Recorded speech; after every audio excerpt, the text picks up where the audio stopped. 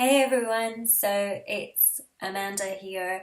This is episode 3 of Cancer is My Gift, and it's been a long time coming. I've hesitated every time I've said I'm going to put out a new video. I've resisted, and I think I can only put that down to me being in a very dark shadow place for a good part of the middle part of my treatment. So, today's an exciting day though. It's a really good day. Today is my nephew's 8th birthday, and it is also my last day of chemo. So my final chemo has come and I freaking can't wait. So it's about 6 minutes past 1 right now. I've got a friend coming at 1:30 and we're going to the hospital for 2 o'clock. So I can't wait to get that liquid in my veins. Which may sound strange because I know there's a lot of, bad press about chemo out there, and I can't honestly say whether it's a bunch of lies or true. Equally, I can't say whether the holistic approach is the way to go or it's the worst decision ever for someone. It's down to personal choice, and I, for a very long time, had put chemo in the same bracket as cancer, and so I think, to some respect, I haven't done myself any favours by not seeing it as a healing that's entering my body. Today I'm in that space. I'm in that space where it's healing, everything's healing, and everything's going to be great. So where have I been? What have I been doing? Where am I on my learning in terms of cancer as my gift? So this is going to be long, and I have a tendency to talk way too much. So I'm going to try and do a mammoth marathon through this and make it as quick and as pain-free as possible.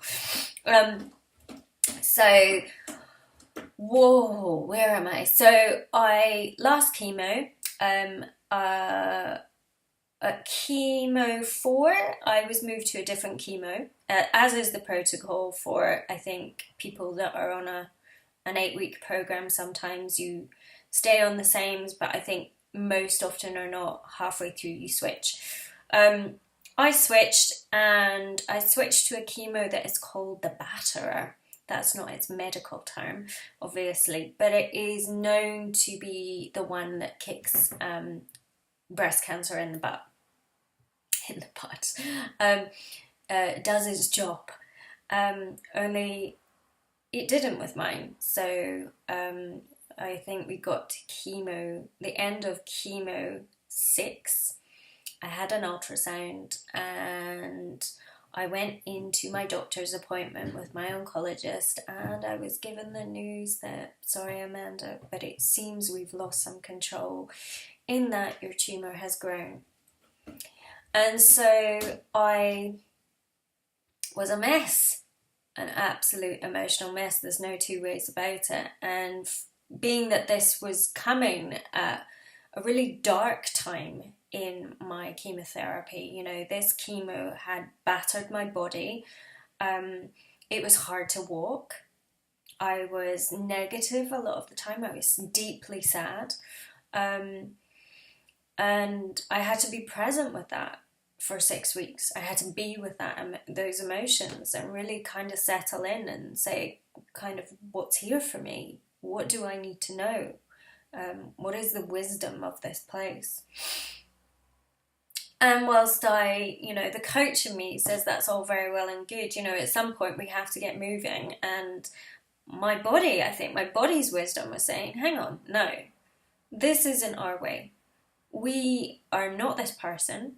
And so my body was rejecting it. And so the wisdom of the cancer was saying, no, I don't think we should be doing this. Sit up and listen, say no, take charge. And so whilst, the decision was made for me and that my oncologist decided to move me back to chemo 1, I had a choice to make about how I approached the rest of my treatment. And 24 hours later, after that news, I was probably the happiest I had been in a long time, in that this felt right.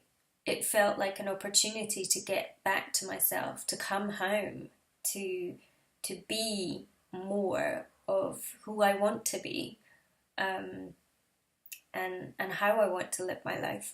So yeah, that's what happened. You know, there's still a long way to go after chemo. You know, I have surgery, which yeah, not quite there with surgery yet. Some thinking and some real searching and research to be done. But you know, and then there's radiotherapy, so there's still a long road ahead, and we're at a good spot. So to run through the kind of learnings of where I've been, where I'm at, and you know, what is in this thing called cancer as my gift. So I want to kind of talk you through some of the resistance that I've had to things and the learning that I'm taking forward. So where are we? I wouldn't call myself, label myself as a veggie or a vegan, but I'm largely at this point living that kind of lifestyle. I have a huge depth of awareness now in how to connect to my body, how to listen to my body, how to trust in my body's wisdom. And I really mean my body and not my head, not my analytical mind, my monkey mind. To connect to a deeper, profound sense of self. And to know that from that place, I can operate with confidence, with clarity, with certainty, with intuitively, and with great deal of happiness. I've learned to not compromise myself. So one thing would be that, you know, what kind of impact would I have had I put out a video such as this one, but had I made episode 3 in my darkest time, you know, how would that have, you know, appeared? How would that have shown up to people? What vulnerability would that have, you know, displayed for people? And I have no doubt it would have had amazing impact. However, I chose not to. I chose to take my time. I chose to be in the slowness and the stillness of life in order to know what's good for me. And so what was good for me was not to do a video blog during that time, but to trust in myself and to not compromise my health in that way. What else have I learned? I've learned that healing doesn't always show up in the way that we expect. You know, healing doesn't come with, you know, a smile on its face and a happy ever after sometimes, or, you know, true healing sometimes is in the hurricane of the darkness. Sometimes is in the whirlwind of the storm. And I believe that being in that darkness was truly healing for me. And I was able to hold myself as whole during that journey, and other people were able to hold me as whole. You know, I was a cancer patient, I was sick, I was sad, I was not very nice to be around, and yet I was still whole. I was still capable of being a human being. And I learned that, you know, we're all dying a little bit more every day. And that if we were just to get more acquainted with that, you know, what is it we want to shed? What is it we want to let go of? What is it we want to hold on to? And how do we celebrate the death of something in a way that where we're not being so selfish? Another thing that I've learned is to find a balance between my masculine energy and my feminine energy. Something we all have, and which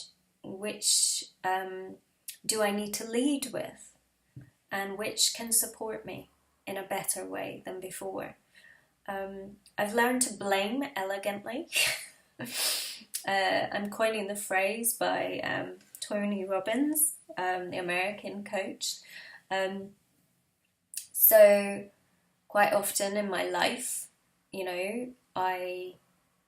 whether it's outwardly or whether it's just in my head, sometimes I'm blaming people or situations or, whatever it is, I'm blaming.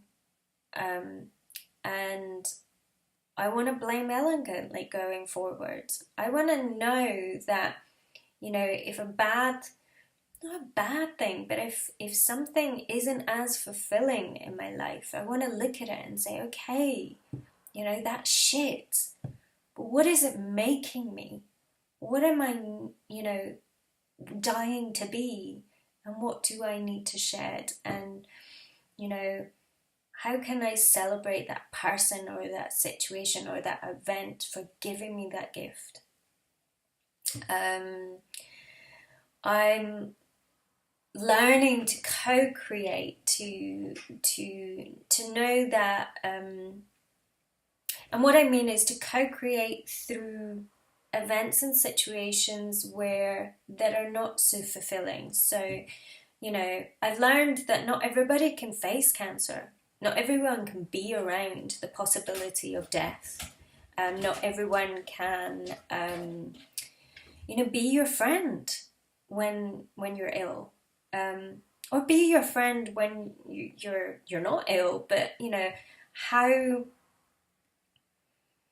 do I stand firm? And I've always had this belief that as human beings, we run from being in relationship. My cat's just joined us. She obviously wants to be in relationship right now. I think she needs feeding though. So we want to run from the things that hurt us.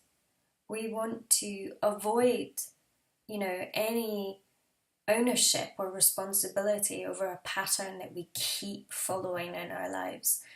And so what I've learned through being in this position is that it's okay for me to be around people that can't be around me, or rather not be around them, but be with their choices, be with what they need in their lives at that moment. And if that means they can't be around me, then that's okay. And also that it's not okay for me to look the hard stuff in the face, whether they be being with certain people or challenges that I face in my life. It's not okay for me to run away from that, to run away from the pain or to run away from the challenge, because I don't hold true to that. I think there is more growth, there is more sense of self to be uncovered. There is more service to others to be delivered from facing those things head on.